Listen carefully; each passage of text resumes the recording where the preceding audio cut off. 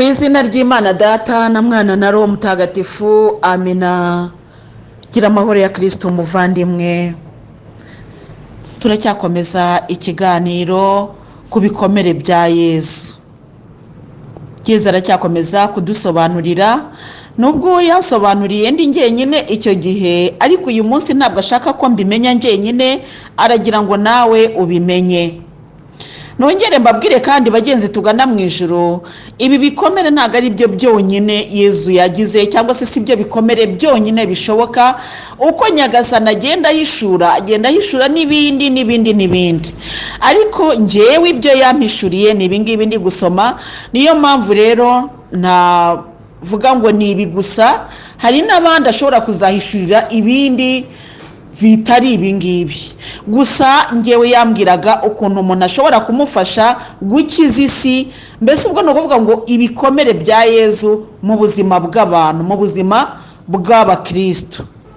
Ibi bikaba bimufasha gukiza isi. Ni ukuvuga isi ni iki? Isi ni abo bantu badukikije, isi ni ibyo ngibyo bituri hafi. Mbese isi ntabwo ari imisozi nkuko tujya duhora tubivuga. Isi ntabwo ari amabuye, isi si amazu, ahubwo isi ni abayituye. Iyo Nyagasani avuga ngo isi imeze nabi, ntabwo ari ukuvuga ngo imisozi irimo kuriduka, oya, ahubwo abatuye isi bari kurushaho kugenda baba babi. Nicyo ngicyo rero biba bishatse kuvuga, kandi ndizere yuko abagenzi tugana mu ijuru twese tumaze kubimenya ibyo ngibyo.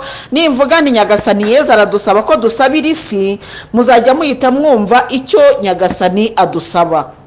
Reka rero dukomeze twumve ibikomere bya Yezu, uko tumufasha mbese guheka isi, uko tumufasha ibikomere. Nicyo nashakaga kuvuga kuko nicyo yambwiye. Nongere mwibutse ikibazo namubajije, kuko cyari ikibazo kijyanye n'ibyo nabonaga. Naramubajije ndetse Nyagasani Yezu, inahangaha reka nongere nsome ikibazo kugira ngo tukumve n'igisubizo. Yezu mwiza, none se ko hano iwacu nta bantu bafite ibikomere byawe, ubwo ni ukuvuga ko nta banyarwanda bahongerera? Ibikomere bya Yezu ni ibihe? Ni bya bindi bizwi tuzi nyine. Mubona bashije kumenya bagukorera muri ubwo buryo nyine bw'ibikomere. Nta n'umwe nzi ujya ugira ibikomere byawe nk'uko wabihaye Padiri Pio n'abandi batagatifu Kiliziya itwigisha. None se ubwo tuzagera ku rugero ruhamye rw'ubutwari udusaba? Niba tutagufasha gukiza isi muri ubwo buryo, aho tuzagera ku rugero nyarwo rw'ubutwari? Erega ikibazo cyanjye nyamara gifite ishingiro. Niba tuvuga ngo turi abakristo, nkaba narabona umuntu ufite ibikomere bya Yezu bivirirana, ubwo taho turi kumufasha ra? Nibyo ngewe namubashe ndavuga na Nyagasani, cyangwa turi kuruhira ubusa ntabwo ubibona? Kuko hari abantu nzi babigira. None se ko twebwe tutabigira, ubwo ni ukuvuga ko utabibona bimeze biti? Erega ubwo nari nagiye kumusobanuza, kandi nawe icyo kibazo wakigira. Nyagasani Yezu mu kusobanurira rero yanshubije, kandi nawe agusubiza. Ushaka kuba utarabyibajije, ariko mbikubwiye nawe wahise koko wibaza utari ko se koko wamugane. None rero Nyagasani Yezu arimo kudusubiza, arambwira ati rero hari abantu bamfasha guhongerera ibyaha by'abandi. Iyo twarabisobanuye, ubwo rero tugiye gukomeza kubafasha Yezu guhongerera. Undi nawe ubu yasigaye iheru nta shinge, azira ko bene wabo bishwe bazira uko bavutse, ubu ni imfubyi yirera. Cyo ni igikomere gikomeye, n'umusaraba uremereye cyane kuba usigaye uri inkeho, niko bayita. Mbese umuntu utagira, hari abantu muri jenoside biciwe abantu basigara bahagaze, ugasanga umuryango hararokotse umuntu umwe gusa, akakubwira ati wacu twagiraga umuryango mugari rwose, twaratumiraga, mbese twatahaga ubukwe, twari dufite inshuti nyinshi, ariko nasigaye ndi njyenyine. Ibyo bintu biraremereye cyane. Uretse ko abantu bakunda kumva ikiri ku wundi, bakumva kitaremereye, ahubwo kikaremera ari uko kibagezeho. Ariko muvandimwe, kugira ngo byumve neza, bikurura byishyireho wumva ukuntu waba uremerewe. Uwo muntu rero araremerewe, araremerewe n'umusaraba ahetse, nawe yifuzaga kuba mu muryango nk'abandi, nawe yifuzaga kuba yagira inshuti, yagira ababyeyi, yagira se abana akabarera, yashyingira nk'uko nawe wakwifuza gushyingira, yagenderana n'inshuti ze nk'uko nawe wazigira. Mbese buri wese yari afite ubwo bushake, ariko ntabwo byabaye kubera ubugome. Niyo mpamvu rero Nyagasani atubwira ati uyu muntu aba ari kumfasha gukiza isi. Haleluya! Ibyo byumvikane rwose, uyu muntu aba afite umusaraba uremereye, ubuzima bwe buba bwabaye umusaraba, hanyuma akaba ari gufasha Yezu gukiza isi. Kandi uwo muntu wibuke yuko aba yazize uko yavutse, nta cyaha yakoze, nta kintu na kimwe yaba yarakoze ngo bigende gutyo, byaraje bimusanga aho ngaho. Ni ukuvuga rero ngo ni ingorane. Undi nawe yabuze uko yifata, yishora mu burara kugira ngo abone uko abaho. Niyo atahemberwa uwo murimo akora, ariko reba impamvu ibimuteye. Muvandimwe mwiza, biroroshye cyane kuvuga ngo abakobwa ngo bicuruza, ngo abakobwa b'indaya, ariko buryo iyo ugerageje kwinjira mu buzima bw'abariya bantu usanga ari ubuzima budashoboka. Ni ubuzima umuntu muzima atakabaye abamo, ariko bo barabukora kuko ndavuga ngo nta kundi babigenza. Noneho Nyagasani Yezu akavuga ngo niyo atahemberwa ko yasambanaga ari umusambanyi, ariko reba icyamuteye kujya aho hantu. Mbere yo kumutunga urutoki no kumutuka ngo yigize indaya, banza wibaze icyatumye ajya hariya hantu. Ese buriya haramuryoheye? Ese yasamba nabwo reka tuvuge ko rwose ari nk'umuntu wavutse abikunda, waryoherwa kuva mu gitondo kugera nimugoroba? Abagabo umwe agasohoka undi yinjira. Hari umuvandimwe yigeze kuganiriza, noneho ndamubaza, ariko ubundi iyo umuntu agiye muri ako kazi, mbese agiye kugura kuko abagukura ni abantu, reka twe kubatera amabuye, ahubwo tubasabire babivemo, kuko biriya ntabwo ari ubuzima. Noneho iyo umuntu agiye kugura bigenda bite? Nese aragenda akavuga ngo mbese nkumva ntabwo ndi kubishyikira. Rero umuvandimwe arambwira ati reka mbikubwire kuko njye narabikoze. Ati rero uragenda ukavuga uti ngo nangahe, nuko bakakuha ibiciro, ngo rimwe naya, kabiri naya, nuko mbese ibiciro bakabiguha nawe. Yesu we, mumbabarire bavandimwe, hari umuntu waba warakoze uyu murimo akaba ari muri audio, hari uwukora se akaba ari muri audio, kuko abiyeza ahamagara bo ni benshi nta n'umwe aheza. Ariko mumbabarire ninseka, ntabwo ari uguseka umuntu kugira ngo mubabaze, ahubwo hari ibintu bumva birenze imyumvire y'umuntu. Nuko ati nuko ukareba mu mufuka wawe ukavuga uti niba wenda turimwe ari 1000, ati ubwo mfite 2, ubwo ni 2. Ubwo rero noneho ubwo ukaburagiye nyine ewe oya, ntabwo ndibashe kubisobanura, ariko biraruhije kubyumva. Yarabisobanuriye, ntabwo bisekeje gusa, ahubwo naricaye ndarambarara. Burya ari ukuntu umuntu aseka mu nda hakamurya. Icyo gihe narasetse mu nda harandya, mvuga ni Imana mbabarira rwose ibintu bira. Nuko ubwo rero akakwereka ku iseta nyine ukagenda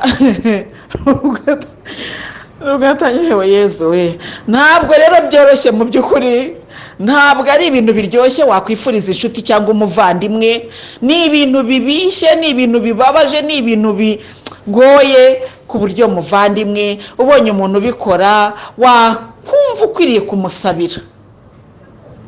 Ubukwiriye kumusabira kuko rwose ni ukuri ararushye. Noneho Nyagasani Yezu akavuga ati undi nawe yabuze uko yifata, yishora mu burara kugira ngo abone uko abaho. Nicyo ndi kuvuga. Uwo rero yabuze uko abigenza, areba hepfo areba haruguru biranga, aravuga ati nta kundi, ikintu nsigaranye cyonyine gishobora kumfasha ni umubiri wanjye. Ajya kuwushyira ahagaragara. Abarundi bo rwose bavuga ngo nabadandaza amagara, akajya kudandaza amagara. None uwo muntu rero ntabwo biryoshye ubwabyo bishyize mu buzima bwacu busanzwe, ariko kandi hari uburyo afasha Yezu gukiza isi. Mbese muri make hari imbabare zo mu cyiciro kimeze gutyo Nyagasani agirira impuhwe bitewe n'ubuzima bw'uwo muntu. Ntabwo ari ubuzima buryoshye, ubwabwo ni ubuzima buri mu cyaha, kuko aho ngaho impamvu ngomba kuhasobanura ni uko ushobora kuba utari gusobanukirwa uburyo umuntu uri mu cyaha afasha Imana gukiza isi.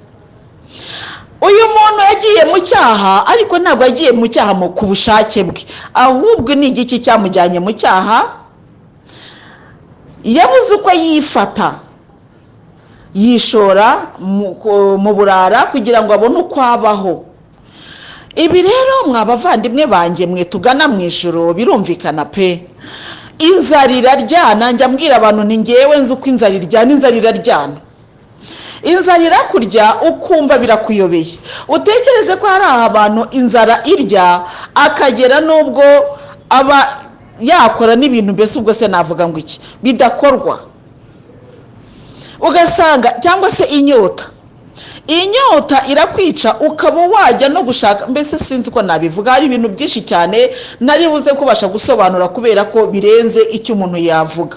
Ariko inzara iraryana muvandimwe, niba kubwira umuntu wishwe n'inzara, burya iyo ndi gusenga ngewe urya muntu ndamubabarira cyane. Umuntu wicwe n'inzara apfa nabi, icyo kimenye muvandimwe. Inzara iraryana ikakurya yarangiza ikakwica ugapfa. Hari abantu bishwa n'inzara. Mbere yo gupfa rero kugera kuri rwa rwego rwo kuvuga ngo ndapfuye birarangiye, habanza noneho gahunda yo gutera imigeri, gusaza imigeri, noneho ukaba uba mu bandi bantu, ukabona hariya batetse, wowe nta kundi kuntu umeze. Noneho umuntu akaza akakubwira ati ariko wakwemeye tukaryamana basi nkaguha icyo kurya. Noneho ukemera kubikora atari uko bikunze, atari nuko bikwizihiye, ahubwo ari ukugira ngo urebe ko hari ukuntu wabaho. Ngibyo rero tujye tureba wenda icyo cyaho izo ntege nke y'umuntu yagize, ariko tutirengagije ko hari n'ibintu bidushora mu ntege nkeya. Ntabwo wasobanura ukuntu umuntu yabaho mu bukene bwa bundi mbese bukabije, niko navuga ngo ari muzima ngo atatekereza ngo se nkora iki kugira ngo mve muri ubu bukene. Hari igihe rero arambura amaso yareba kuri diploma agasanga reka data ubushomeri buranze, n'abari mu kazi bari kubagabanya, yareba abantu bose ubucuruzi byanze, nta n'agashoro yabona, busendagira yagera akavuga tumva nta kindi nsigaranye. Bibaho, ntabwo ndi kubishima, ntabwo mvuga ngo nuko akabona nta kundi yabigenza akigira muri ibyo reka dushime, oya, birababaje. Ni nayo mpamvu haleluya iyo turi gusenga ntabwo twebwe dushinzwe guca urubanza. Ntabwo tuzi uriya muntu ukora uriya murimo yabitewe n'iki. Niyo mpamvu Nyagasani atubwira ati musenge musabe isi, kandi musenge no mu mwanya w'abadasenga. Uriya muntu ntashobora gufata umwanya wo gusenga, cyangwa se n'igihe abwira Imana ati Mana urabibona icyanteye umuruho, Mana nabaye ukamvana muri ubu buzima, nagushima. Ubwo kandi Imana igiye kumutabara iciye hehe kuri wowe. Haleluya. Hari icyo Imana yarambitse mu biganza byawe kugira ngo uriya mukene ahaguruke hariya ahantu yicaye. Niyo mpamvu ndi gushishikariza abagenzi bagana mu ijuru kugira ubushake bwo gufasha, aho guseka uriya muntu uri muri uriya murimo, aho guseka uriya muntu uri gukora ikintu kibi, ahubwo gerageza umufashe. Ko ashobora kuba kirimo kubera ko nta kundi yabigenza. Gerageza rero ugira icyo umumarira niba wowe ufite uko wabigenza, aho kujya hariya ngo reka yumve ngo ndeganga abantu ngo Abanyafurika niba bashaka no gukora ariko burya nuko aragira aho ahera akora, ariko wahera hehe ukora koko? Hari igihe ujya kureba ugasanga inzira zose zirafunze. Ari umugani umuvandimwe yigeze kumbwira, arambwira ngo uwo byayobeye ngo n'indayira mwima, indayi ubundi iricuruza, ariko hari n'igihe nayo ushobora kuyigeraho ikabyanga. Ubwo nashakaga kuvuga iki rero kuri uwo mugani? Nashakaga kuvuga ni hari n'umuntu ushaka kwicuruza, noneho reka nacyo tukivuge, ntabwo ari cyiza, ariko hari n'ushaka kubikora akabona noneho nuza kumureba icyashara kikabura, akavuga ati yaba naringize amahirwe ngo mbona n'inzira igana muri biriya bintu nayo ntayibone. Bibaho rwose, cyo ni ibintu bibaho, nubwo tuba tuvuga ngo aba bantu barababara, ariko si bose. Wenda ndeka mvuge ni abakabaye babikora, hari igihe baba ari benshi ariko bikaba bikorwa n'abakeya, kubera ko ababikora cyangwa se abakabaye babikora bamwe babuze uburyo. Ikindi rero njya ndeba nk'abariya bantu, hari igihe wenda korona itaraza, ubu rero covid yishe ibintu byinshi cyane, ibintu byose byarahindutse, ariko itaraza wajyaga kureba ugasanga mu ijoro cyangwa se wenda muri yambeho mu Rwanda hari ukuntu nyine iyo bigeze mu masaha nimugoroba haza umuyaga, apana akayaga gato y'umuyaga, ukumva nyine ko hakonje, ugasanga kakana njyewe najyaga ntubona nyine utwo dukobwa, ugasanga nyine yambaye aratumbuje aho ngaho ku muhanda, wowe wifubitse ibishora, wifubitse ibiki byose, ariko waratumbuje ngo kugira ngo ari gushaka isoko. Havuga ariko uyu muntu uretse umuruho ubu koko iyi mbeho we ntayumva. Noneho umuntu twari kumwe mbimubwira ngo ati ayumve se agira ati yifubike se, niyifubika ntabwo ari bubone icyashara. Ni ibintu bitoroshye rero bavandimwe, nyamara ibi bintu nubwo wenda tubivuga tugaseka kubera ko ari ibintu bisekeje muri sosiyete, ariko ni ibintu dukwiriye gufatira umwanya wo gusengera. Nukuri mumbabarire abagenzi tugana mu ijuru, isengesho ryo kuwa gatanu tuzasabira abantu bakora umwuga w'uburaya. Nuriya mwuga ni umwuga ubabaje cyane, uriya mwuga ni umwuga mubi, mbese n'abantu bababara, ari ababikora babyishimiye, ari ababikora kubera ko nta kundi babigenza. Ni ukuri isengesho ryo kuwa gatanu tuzaribaha, kuko ni ibintu bibabaje cyane, ni ibintu bikomeye tudakwiriye kurebera ngo tuvuge ngo ni gutyo. Ugasanga umwana w'umukobwa ari kugenda yambaye ubusa kandi ukabona nta soni afite. Reka rero umubona ahantu yicaye, mbese ubwo wa wundi uri mu kazi uwamenyereye akazi ukuntu aba ameze, ngiryo itabi, ubwo kandi aba yicaye ku muyaga ahantu. Mbese yewe mana we, reka mvuge aho nagiye mu bindi bihugu, ntabwo ari mu Rwanda, kuko mu Rwanda ho ntabwo urwo rwego bararugera, ariko hari igihugu nagiyemo nsanga bifata gutyo. Arafata makiyaje akayishyiraho, ubwo ngo kugira ngo mbese abantu bamurebe baze kumukunda, akayishyiraho, wamureba ukabona ukagira ngo ni igisimba. Ubwo yarangiza akaba yambaye ubusa buri, yarangiza agashyira akaguru ku kandi, agafata itabi akanywa, akafata inzoga. Nuko hari ugira amahirwe rero akaba yabonye isoko, iryo soko naryo kijya avuga nayo kubundi iri soko bararihaza gute se, atangira anywa inzoga agatangira saa 12 za nimugoroba, anywa inzoga. Ubwo uri bumutahana aramutahana saa 9 aramutahana saa 9 za mu gitondo. Mbese uwo muntu uri bumutahane, uretse ko nawe nyine bahuye ameze uko nguko, ariko we hari icyo ari bumukoreshe kandi uruzi nawe aba yashize. Noneho mwongera nkavuga nese ko hari ibihugu byinshi bigira ikintu cyitwa umutekano mukeya, gutahana n'umuntu utazi uwo ari we, gutahana utazi aho ariho, ese ubwo byo twavuga ngo ni ibintu by'ibintu bizima koko? Ibi rero ngewe ndabivuga mvuga n'abagenzi tugana mu ijuru, mureke twe kujya dutunga urutoki, twe kwihutira kuca urubanza, ahubwo mureke dusenge. Kandi iki cyiciro cy'abantu banza tutarigeze tugisengera na rimwe. Ntabwo twasengeye abantu banywa ibiyobyabwenge, twasengeye abagiye guteka, ntabwo twigeze dusengera abakora umwuga wo kwidandaza, abadandaza amagara, ntabwo twigeze tubasengera. Kwa gatanu, zaburi yo kwa gatanu, zaburi ya 39 iravuga ngo umuntu ni ubusa imbere y'Imana. Mfite Bibiliya imbere yanjye. Umuntu ni ubusa imbere y'Imana. Kubera ko umuntu ari ubusa imbere y'Imana, rero nimureke tusengera aba bantu. Niba Imana yarabikurinze, ukaba udafite ubwo bushyuhe bukujyana muri ibyo bintu, ukaba udafite ubwo bukene cyangwa se ibyo bibazo bikujyana aho hantu, uko biri kose ntutere ibuye abariyo, kuko ijambo ry'Imana riratubwira ngo muritonde, ngo indaya n'ibyomanzi batazabatanga mu bwami bw'ijuru. Si indaya, ni ukuvuga ngo ijambo ry'Imana rizi ko ziriho, rirabizi. Si bivuga se indaya n'ibyomanzi bitazabatanga mu bwami bw'ijuru. Muritonde rero namwe abavuga ngo senga, muritonde. Mureke rero mbabwire bagenzi tugana mu ijuru, ushobora kubona umuntu ari gukora umwuga w'uburaya ariko utazi icyawumuteye. Kubera rero utazi icyawumuteye, wimucira urubanza, ahubwo mwegera umufashe. Mbere yo kuncira urubanza bwo mfashe, ngewe ndi ndayo kaza kumbwira ngo urumva ngo ijambo ry'Imana iratubwira ngo reka uwo mwuga, ndakubwira nimfasha kuva muri uyu mwuga.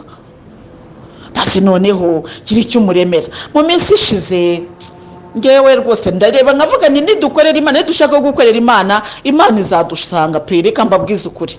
Mu minsi ishize nagiye ku isoko guhaha, maze guhaha haza umuntu ati ndagira ngo numara guhaha umenga utwazi. Ubwo ni umuntu ubona ko ari umwana ukiri, ntabwo ari muto cyane ariko ni muto, ni umukobwa nyine ukiri muto, ahetse umwana. Ndamubwira ati sindeba suhetse, kuko menyereye ko abasaba ku kazi k'ubukarasi ari abagabo cyangwa abasore. Ati atariko, ati none se ko ariko kazi kantunze, ati niko nshoboye, ati mpfa kwikorera. Nubwo se reka nkubaze, ubwo turi iyo wagiye ku isoko murazenguruka n'ibyo uhaha akagenda gufasha, ubu ngubu uri kumfasha uyu mwana akarira, wabigenza uti? Ngo none se ngo nagira nte, ngo rega niko akazi nshoboye. Arahagarara. Ndamubwira nese uwo mwana ubundi afite igihe kingana iki? Atafite ibyumweru 3. Umwana ufite ibyumweru 3 ukamuzana ahangaha ngo uje gukarata, ati none mbigenze ne? Ati ubusize n'utundi 2 mu nzu ndadufungiranye, nje gushakisha hano, hanyuma narangiza ngataha nkajya kureba ko ari cyo nahagaburira abana banjye kuko baburaye. Mu kigaragara cyo ashobora, sinzi niba yaranambeshyaga byo nibindeba, ariko ko yagaragaraga nabonaga ko atabeshya. Ntabwo yaje yifashisha, ntabwo ari wa wundi uvuga ngo mwamfunguriye, oya, yaje asaba akazi ko kwikorera imizigo ibyo ndi guhaha. Ndamubwira nese kuki wowe ahubwo utashaka akantu ukora ukareka kugira? Ati maze iminsi mu bitaro, ati uko nakabyaye, ati nahise njya mu bitaro, n'akana kahise kavutse karwaye, ati ubwo uko nakabaye mu bitaro rero naratashye nsanga abana baba mu baturanyi aribo babareba, umugabo uko yakanteye inda yarigendeye, nuko ati none rero atubumba nje gushaka byibuze, ati ngo nta nubwo umugongo urakomera. Ati rwose, ati ndakubwiza uko, ati n'ubu ndacyavirirana, atariko ntacyo, ati ndashaka icyo kurya cy'abana. Bavandimwe bagenzi tugana mu ijuru, nawe ishyire mu mwanya w'umumararungu Louise uri kuvugana n'uwo muntu.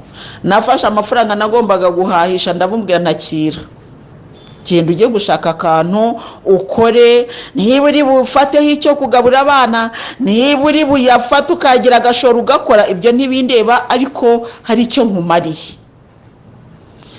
Ntabwo yabyumvise kuko yarahagaze arandeba amera nk'ufashwe n'ibinya.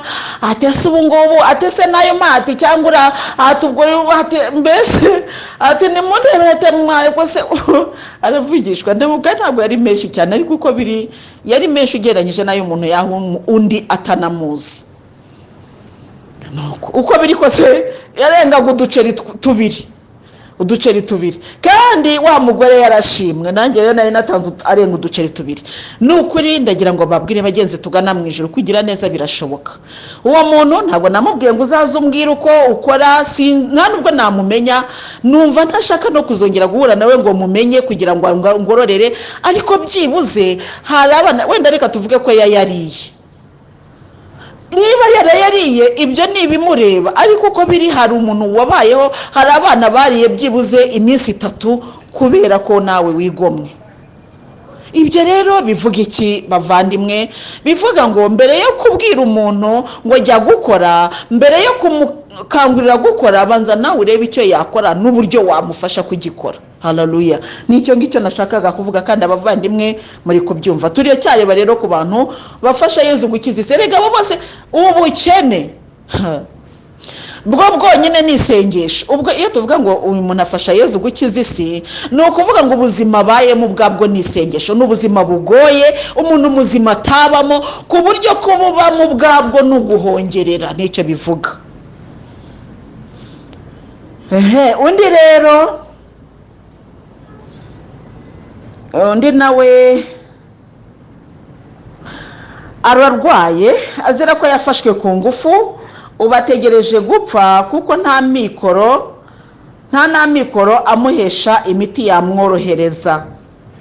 abantu bagiye bafatwa ku ngufu, haba se mu bihe wenda bya jenoside, haba se mu bihe by'intambara zindi hirya no hino ku isi, haba se icyo ari cyo cyose cyatuma umuntu agufata ku ngufu akagutera indwara. Ikintu rero cyo gufatwa ku ngufu ni ikintu njyewe navuga ngo gitera ubwoba. Igihe kimwe byambayeho, narindi iwacu aho navukiye, ibintu byo gufata guterura abakobwa akajya kumurongora ku ngufu, ibyo bintu byacitse rwose ndi mukuru. Byacitse kubera nyine ukuntu iterambere rigenda riza bakagenda babica. Ariko hari abakobwa nzi, njyewe ntari n'umwana mutoya, hari abakobwa nzi baterurwaga, ukumva ngo umukobwa yaragiye wenda guhaha, yari yagiye mu isoko ahanahanaha, umusore wo kwa runaka yamufasha, ubu yarongowe kwa runaka. Hari n'umukobwa nzi rwose warongowe muri ubwo buryo kandi yari afite ubundi bukwe. Undi musore yaraje afata irembo aranakwa, bari batarasezerana. Noneho rero agiye ahantu mu isoko, aciye ku irembo ryo ku musore wundi, baramuterura, bari bamubonye agenda, noneho baragambana mu kugaruka baramuza, barazaga bakamufata mu bantu benshi bakaterura bakajyana. Ibyo ngibyo bibaho rwose. Ubwo rero ibisigaye ntabwo namenya ngo bigenda gute, kuko ni ibintu biba biruhije. Urabyumva umuntu mutavuganye, umuntu utagukunda, umuntu uri kubikora mu buryo bwo kuvuga ati nibamfata baranyica, mbese nawe byumva uko yabigenza. Ntabwo akora iby'urukundo, ahubwo akora ibyo kwica. Igihe kimwe rero narimvuze ntibyambayeho, ariko ntabwo byabaye mu rwego navuga ngo rugeze aho ngaho.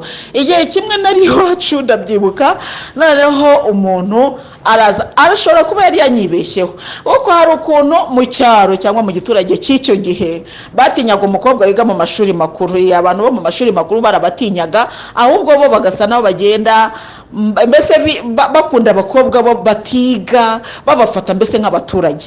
Njyewe rero nigaga mu mashuri makuru, ubwo nari mu bakomeye.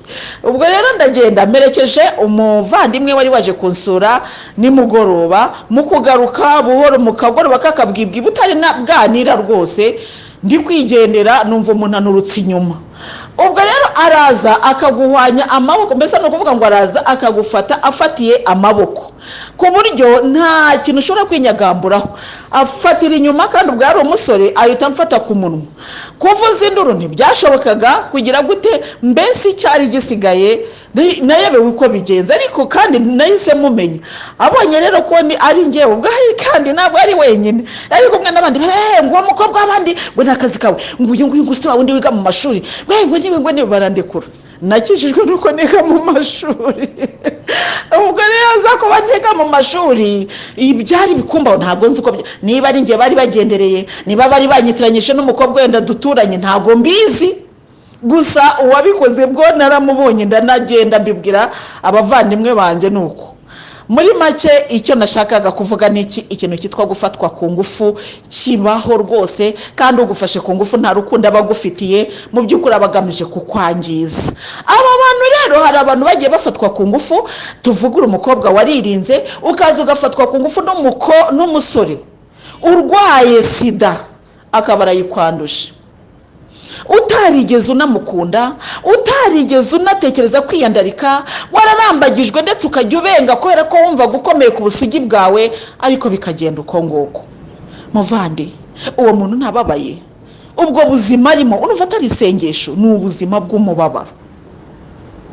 Noneho akagutera indwara, ukabura uko bigenza, ukaba utegereje gupfa, kuko nta naho wakura imiti y'iyo ndwara. Ibintu bikomeye cyane. Mu Rwanda, reka mvuge mpagaze mu Rwanda, ntabwo wenda biragera ku rwego umuntu yarwara akabura imiti yo kwivuza, kubera ko hari mituweli de sante, iyo ni iya mbere. Ikindi cya kabiri, imiti igabanya ubwandu, igabanya sida, igabanya ubukana, bayitanga ahenshi, bayitanga ku buntu, mbese bagenda babyoroshya. Ariko hari ahandi bigikomeye. Ubwo rero iyo tuvuga, ntabwo duhagarara mu gihugu kimwe gusa, ahubwo uvuga ureba ku isi yose abagenzi bose bagana mu ijuru, kuko nabo ku isi yose, ntabwo arabo mu gihugu kimwe, sabo mu Rwanda gusa, ahubwo isi yose irimo abagenzi bagana mu ijuru. Hari ibihugu rero bitaratera iyo ntambwe, agakwanduza iyo sida nta muti uri bubone ntaki. Kandi ikindi, hari n'izindi ndwara noneho nk'imitezi, za mburugu, hari izindi ndwara zishobora kwandura muri ubwo buryo. Izo ndwara na za hepatite, hari hepatite zandurira mu busambanyi no mu guhuza umwuka n'umuntu. Ibyo rero byose yamara kuyikwanduza, ukajya reka tuvuge wenda ko ayikwanduje umuti ukawubona, ariko uguri gutekereza gufata umuti buri munsi ku kintu utigeze ugiramo n'urukundo, utigeze ugiramo no kuryoherwa. Ubwo buzima ntabwo ari isengesho kweri, ni isengesho kubera ko bukubereye ubuzima bw'umusaraba, umusaraba utihitiyemo, umusaraba utanashatse ariko byarabaye. Uwo rero tugiye tumusabira nawe, kuko uwo muntu aba ari mu buzima bubaye isengesho. Undi rero nawe yararwaye azira ko yavuraga abarwayi akikomeretsa, ubu akaba amerewe nabi. Hari abantu benshi bagiye bandura sida muri icyo gihe icyaduka, akikomeretsa. Hari n'ababikira bagiye babirwara. Sida rwose yishe abantu benshi bagiye bandura muri ubwo buryo. Ubwo se wibwira ko ubwo buzima buba kuko atari ubuzima bwo guhongerera, ni ukuzira akarengane. Undi nawe yandujwe n'uwo bashakanye, kandi nyamara ntiyahwemye gusenga atabaza ijuru ngo rimurinde kwandura, ariko ntibyakunda. Ni ukuvuga rero ngo hari igihe n'abashakanye we, aho mu bashakanyeho harakomeye, ukirinda uri umugore, ukirinda uri umugabo ariko umugore wawe akaba mubi, ukirinda uri umugabo ariko ukirinda uri umugabo, uri umugore umugabo wawe akaba mubi, mbese wazanye kubona ukabona kuzaniye kabutindi, hajya kwipimisha bati mwaranduye, utazi n'umuryango werekera hanze y'iwawe. Muvande, bivane hakurya kuri wa wundi wabikubwiye, ubivane mbese mu gihugu utazi, ubishyire kuri wowe. Uyu muntu ntababaye, uyu muntu ntababaye. Kandi ubwo hejuru y'ibyo, uwo mugabo wawe nyine cyangwa se uwo mugore wawe yagiye reka mbivuge cyane cyane ku bagabo, kuko nabonye ari bo babishobora, akagutesha agaciro, akagupyinagaza rwose, akakureba nabi, akakumvisha ko nta mugore nta bwenge ugira, ariko ubundi wowe uri umugore se nk'abandi, akakubwira amagambo mabi, kumbe yibereye muri izo nzira ze. Agafaranga kakabaye kinjira mu rugo kakigira hakurya iyo, akaba ari guhaha kabutinda zakuzanira. Yagera mu rugo wanamukoraho agataruka ngo mvaho ngo ujye ngudeka ngo mba ninaniriwe niviriye mu kazi, kandi wenda avuye mu kandi kazi hakurya aho ngaho. Ariko ushaka yaza yagupfuye agasoni. Rega ibyo ndi kuvuga bibaho. Hari abamama benshi tuganira babimbwira, akaza yaba yagupfuye agasoni rimwe mu gihe runaka, akaza akakubwira ngo ngaho. Hari umumama twigeze kuganira ambwira ati tekereza ko umugabo wanjye iyo aje kugira ngo tuganire nk'abashakanye, ambwira ngo ngaho ngo tega iyo puberi yawe ngo shiremo imyanda yanjye. Mutekereze koko, ukaba wabaye puberi agiye gushyiramo imyanda, ko warangiza kuko ukavuga ngo uwo muntu ubwo buzima azabamo ntabwo bwabwo. Erega no kuba mu rugo rubi nabwo bwabwo, reka mbabwire, no kuba mu rugo rubi ubwabyo ni uguhongerera, ko ni akaga gakomeye. Udashobora kubona ibyishimo nk'abandi. Ninde waraye yirukanka? Ni wowe. Hejuru ninde? Ni wowe. Kandi hejuru y'ibyo byose ukaba ugomba no kugaragara neza mu bandi.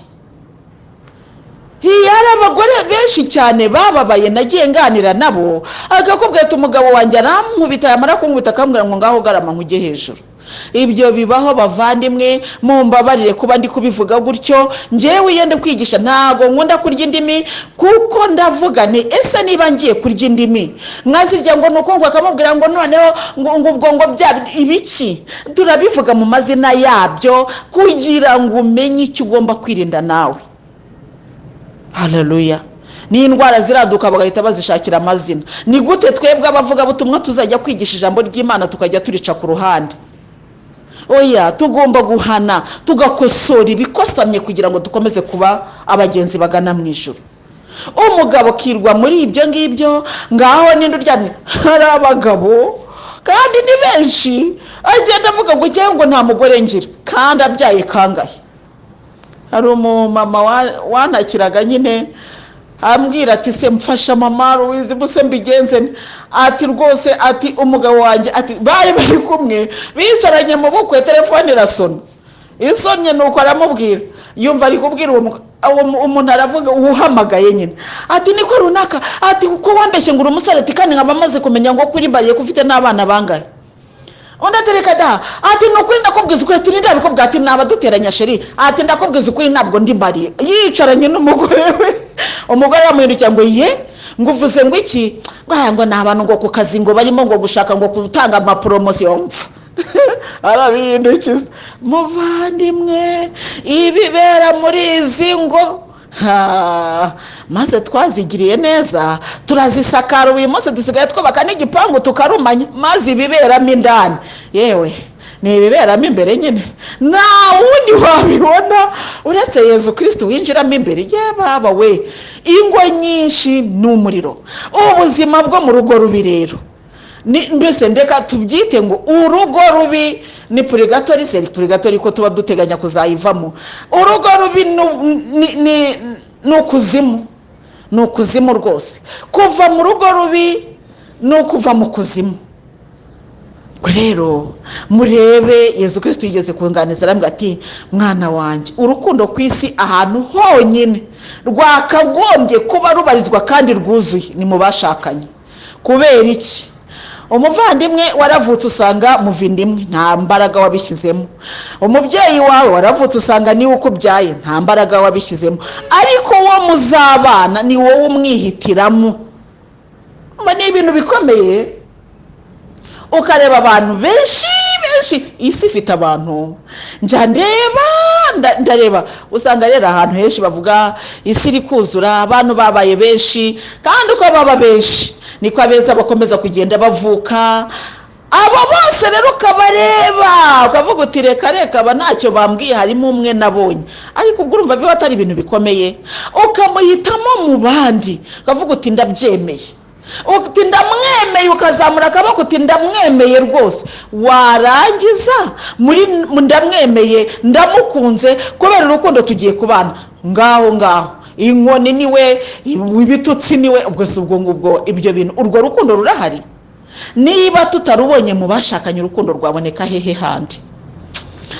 Nuko rero uyu nguyu uhongerera n'uyu muntu nawe nubwo wenda Nyagasani yaramuvuze ariko mu bundi buryo bwo tuzamugeraho, ngo ndi nawe yandujwe n'uwo bashakanye kandi nyamara ntiyahwemye gusenga atabaza ijuru ngo rimurinde kwandura, ariko ntibyakunda. Hari igihe rero wawe yifata nabi wowe ukibera mu masengesho. Mana butayu niwe wagiyeyo, imisozi niwe wayizamutse, ibishanga niwe uri kubyiruka muri gusenga. Mana we, Mana tabara urugo rwanjye, nawe kuri gutabaza sida nayo iri kwinjira, bazajya kwa muganga bati waranduye, warasenze, warirwa gutabaza ijuru, ukavuga utari ko busira ijuru ryo ubuse rirumva ariko ryaguhitiyemo icyo ubwaryo ryashatse, kandi hari impamvu akiri gushaka kw'ijuru. Undi nawe ubu nta kana nta kuzukuru kuko bamuhekuye azira uko yaremwe. Aba ngaba twabavuzeho, abantu babaho ari nyakamwe, ari inshike, ari abantu batagira uko babayeho kubera ko bamuhekuye, abantu baramwishe baramwiciye, birarangira umuryango wose urazima. Ibi ni ibintu dukwiriye kujya dutekerezaho bavandimwe. Undi nawe yavutse asanga ari mu muryango w'abadayimoni, ubu nta mahoro nta bwisanzure, ari ku rugamba rwana n'amashitani amubuza amahwemo, kandi nyamara yarayarazwe ari muto, nta ruhare yabigizemo. Ibi bintu rero njya mbibona, ubu buzima buraruhishe. Ibi bintu njya mbibona iyo twagiye gusengera abantu, cyane cyane abo ngabo bafite ibibazo by'abadayimoni. Twatangira gusenga ukabona umuntu ari umusirimu rwose, yari yambaye neza, ukabona amashitani aramukaraza amukubise hasi, tugasenga agatera imigera data we, wareba ukavuga utari komana, wamubaza wenda amaze koroherwa akakubwira ati ibi ngibi nanjye sinzi aho bituruka. hari n'abantu benshi nzi batinya amasengesho kugira ngo batikubita hasi. Ibi rero byose ni ibintu abantu baba bakwiriye gusengera, ni ibintu dukwiriye kumenya yuko bibabaje. Birababaje, uyu muntu nta ruhare yabigizemo, yagiye kubona abona byamugendekeye uko. Uyu muntu dukwiriye kumusabira. Haleluya. Uyu muntu dukwiriye kujya tumusabira, dukwiriye kujya tumutekerezaho, tugasengera umuntu wagiye muri ibyo bibazo by'amashitani kandi atarabigizemo uruhare. Kandi ni benshi ubu ngubu, nzi benshi abo twagiye dusengana, abantu bagenda baturuka mu miryango irimo amashitani, irimo za karande mbi. Ubu rero ibi by'amashitani birajyana na za karande tuba dusengera. Ukajya kubona ukabona ufite karande y'ubusambanyi, karande y'ubujura se, karande y'ubusinzi, umva ukanabyanga, ukanavuga uti mfashe umwanzuro sinzongera kunywa inzoga, ariko bwacya mu gitondo ukibona uri mu nzoga. Shitani ni umugome. Ibi rero tujye dusengera aba bantu. Ubuzima burabishye, ubu buzima bwabwo ni isengesho. Ni ukuvuga ngo ni ubuzima bw'umubabaro. Umuntu umeze gutya ntashobora kunezerwa. Wanezerwa ute? Uyu munsi wambaye kositimu umeze neza, warimbyura umugore, urakenyeye, ujyanye n'umugabo wawe, amashitani akagukaraga akagukubita hasi ugatangira kurashya imigeri, ubwo se wakwishima ute? Ni wa muntu uba ufite umugera ukomeza kugenda umusonga. Wajya kwishima ukumva cya kintu kiragusubiza hasi. Hari abantu babaho bafite imisonga ibasubiza hasi, umunezero wabo ugahora iteka upimye ku kiyiko. Abo rero tujye dukomeza tubasabire, kandi ndizera yuko abo nagiye mvuga nawe wagiye utekerezamo, abo watekereza, abo uzise, ibyakubayeho se byose. Rero Nyagasani Yezu yabinganirije agira ngo ahumurize abagenzi bagana mu ijuru, akubwira ati niba uri muri abo ngabo, ubwabyo ni isengesho, uri kumfasha gukiza isi mu buryo bw'ubuzima bwawe. Haleluya. Twishimire rero ubuzima dufite, kuko ubwabwo ni isengesho. Imana iduhe umugisha, ku izina ry'Imana Data na Mwana na Roho Mutagatifu. Amina.